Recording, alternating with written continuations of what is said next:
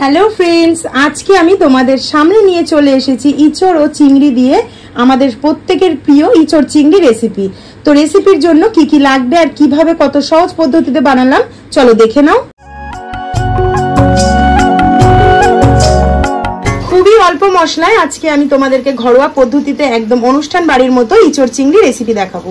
তার জন্য এখানে ইঁচড়টাকে ডুমো ডুমো করে কেটে নিয়েছি অল্প পরিমাণে আলু, এখানে নিয়েছি বড় বড় সাইজের বেশ কিছুটা চিংড়ি মাছ ভালো করে কেটে ধুয়ে বেছে হলুদ ও লবণ মাখিয়ে নিয়েছি। এখানে নিয়েছি জিরে বাটা, এখানে নিয়েছি আদা ও রসুন বাটা, এখানে নিয়েছি পেঁয়াজ বাটা, গরম মশলা আর ফোড়নের জন্য লাগবে জিরে ও তেজপাতা। রান্নার সময় সমস্ত মশলার পরিমাপগুলো আমি তোমাদেরকে বলে দেবো। রান্নার জন্য কিছু শুকনো মশলারও দরকার, তার মধ্যে রয়েছে রান্নার জন্য প্রয়োজন মতো লাগবে তেল, লবণ, হলুদ, লঙ্কার গুঁড়ো আর গোটা গরম মশলা। তো চলো রান্নার প্রসেসের কাছে যাওয়া যাক।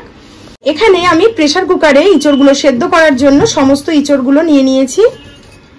এখানে দিয়ে দেবো 1 মগের একটু কম জল, এখানে দিয়ে দেবো 1/2 চামচ লবণ যাতে সেদ্ধর সময় ইঁচড়ের ভিতরে লবণটা খুব ভালো করে ঢুকে যায়। এখানে দিয়ে দিলাম 1/4 টিস্পুন হলুদ গুঁড়ো। এবার আমি প্রেসারে সিটি মেরে নেব 2 থেকে 3টে।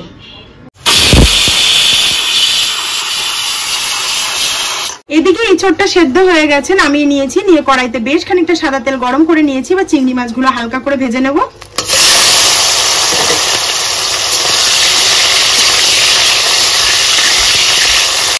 একদম সুন্দর করে দেখো চিংড়ি মাছগুলো হালকা ব্রাউন করে ভেজে নিয়েছি। এবার চিংড়ি মাছগুলো আমি সব তুলে নেব। চিংড়ি মাছ ভেজে তুলে নিয়েছি। ওই তেলে এখানে আমি 1 চামচ গোটা জিরে ও 2টো তেজপাতাকে ফোড়ন দিয়ে দেবো।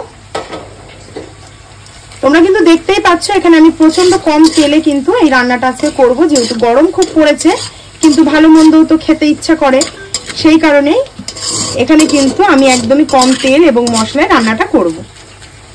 জিরে ও তেজপাতা থেকে সুন্দর ভাজা গন্ধ বেরিয়ে গেছে। এবার আমি ডুমো ডুমো করে কেটে রাখা আলু দিয়ে দেবো।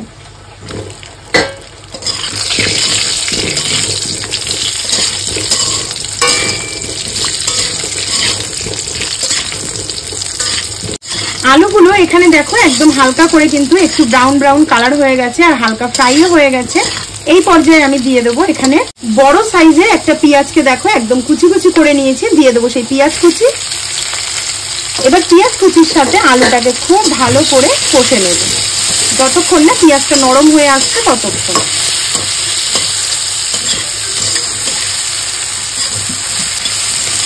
ইঁচড়টা এত ভালো আর এত নরম, একটা সিটিতেই কিন্তু এখানে ইঁচড়টা সেদ্ধ হয়ে গেছে। দিয়ে দেবো সেই ইঁচড়টা।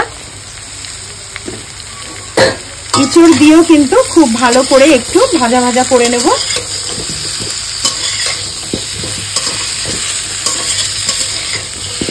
ইঁচড় ও আলু খুব সুন্দর করে পেঁয়াজের সাথে ভাজা হয়ে গেছে। এইবার আমি দিয়ে দেবো কিছু বাটা মশলা। আদা রসুন বাটা দেবো 2 চামচ, আর এখানে নিয়েছি গোটা জিরে বাটা উঁচু করে নিয়েছি চামচের 1 চামচ। যেহেতু এখানে আমি ইঁচড়টা সেদ্ধ করার সময় লবণ দিয়েছিলাম, সেই কারণে কিন্তু লবণটা খুব বুঝে দিতে হবে। এখানে আমি লবণ নিয়েছি 1 চামচ, দিয়ে দেবো লবণ। হলুদ গুঁড়ো দেবো 1 চামচ, আর ঝালটা যে যার স্বাদ অনুযায়ী দেবে। আমি এখানে 1 চামচই দিলাম, যেহেতু এখানে আমার ইঁচড়টা অল্প, সেই কারণে। খুব ভালো করে এবার সমস্ত মশলাকে কষে নেব।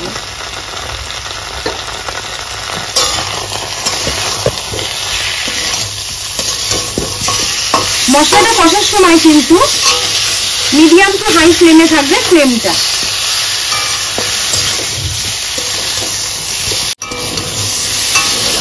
মশলাটাকে 3 থেকে 3.5 মিনিট খুব ভালো করে কষে নিয়েছি। দেখো মশলা কিন্তু আলু ও ইঁচড়ের গায়ে পুরো গামাকা গামাকা হয়ে গেছে।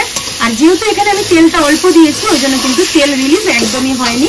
তো মশলার থেকে খুব সুন্দর গন্ধ বেরিয়ে গেছে। এবার দিয়ে দেবো উষ্ণ গরম জল।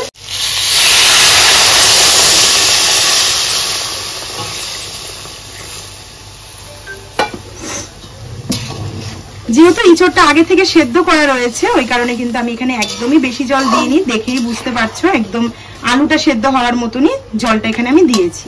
ঝোলটা কিন্তু অল্প ফুটে গেছে, এখানে দেখাই যাচ্ছে। তো এই পর্যায়ে আমি উপর থেকে ভেজে রাখা সমস্ত চিংড়ি মাছগুলোও দিয়ে দেবো।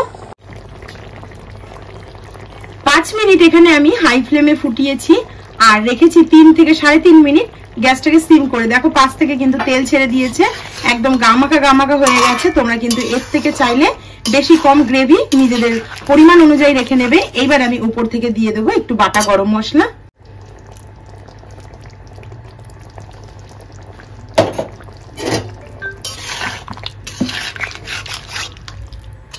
কালারটা কত সুন্দর এসেছে, তোমরা হয়তো দেখলেই বুঝতে পারছো কত কম মশলায় এবং কম তেলে একদম কিন্তু অনুষ্ঠান বাড়ির মতো স্টাইলে চিংড়ি ইচড় বাড়িতেই রেডি হয়ে গেল।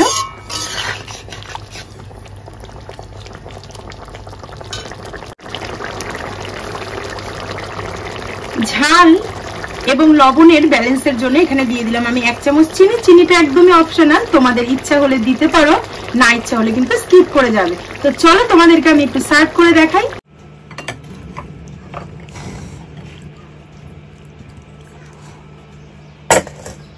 ব্যাস, সুন্দর একটি ডিশ একদম অল্প মশলায় তেলে কিন্তু রেডি হয়ে গেল।